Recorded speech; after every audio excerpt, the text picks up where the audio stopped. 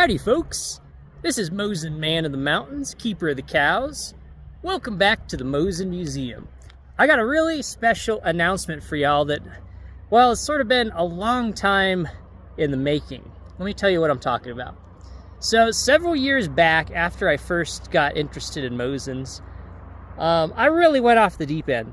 One of my biggest goals was to find really good documentation that the Mosin Nagant was used in Italy during World War I.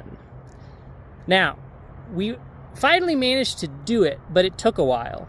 And we did it doing a couple of different methods. One is we came across a couple of really fascinating Mosins, and if you recall, we did a few videos on these rascals about how most likely they were brought back from Americans who were in Italy during World War I. It's the only logical explanation really there, or probably the most logical explanation. But one of the other things that I've done is I've spent hours of my life, which I'll never get back, but that's okay because I did it for you guys, combing through over 50,000 images in an Austro-Hungarian image archive online.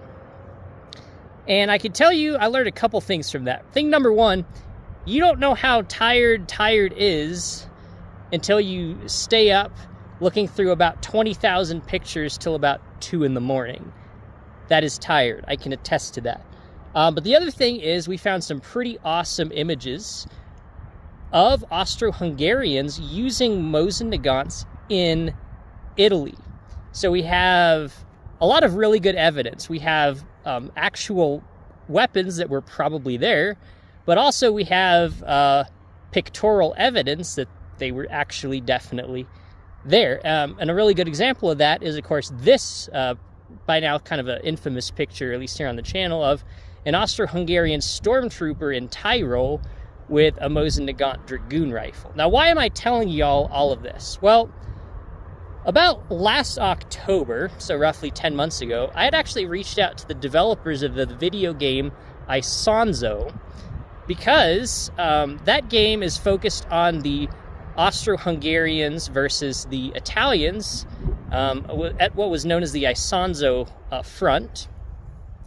And I reached out to them saying, hey guys, I've spent a lot of time, gathered all of this evidence from doing all this research, and it'd be really cool if you guys added Mosins to the game, because it's very well documented at this point that they actually were used in Italy. And well, they actually got back to me, which was cool, and they just announced, I think it was a week or two ago, that they're actually going to be adding the Mosin Nagant to Isonzo finally. So this is really cool news. The update's actually coming out, I believe it's September 5th, which if you're watching this when this video comes out on Labor Day weekend, that's next week. So if you haven't already, make sure to go buy that game to support the developers, because they're really careful about historical research, better than almost any other video game developer that I've come across, especially in regards to World War I. And any video game developer that decides to put Mosins in their game, well, you're pretty cool by my standards. Now, we're not exactly sure which variant it's going to be yet. However, I'm predicting it's most likely going to be just the standard M91 Mosin Nagant that we've kind of known to love here on the channel. And the other thing about that, right, is that's kind of consistent with the guns that we've already looked at, the squeeze bore and the 8x50 millimeter conversions. The ones we looked at on the channel were both the standard M91 variant that we've come to know and love. So we're super excited about it. After that comes out, we'll have to do another video reviewing the model of that gun and see how close it comes to the actual gun, and we'll just see how it goes. But I'm really excited about it, and I just wanted to let y'all know about this. Again, make sure to go buy that game. You can get it on PlayStation, Xbox, or PC. So go have a look. Appreciate you guys watching. Let me know if you guys have any prayer requests, and we'll see you on the next one.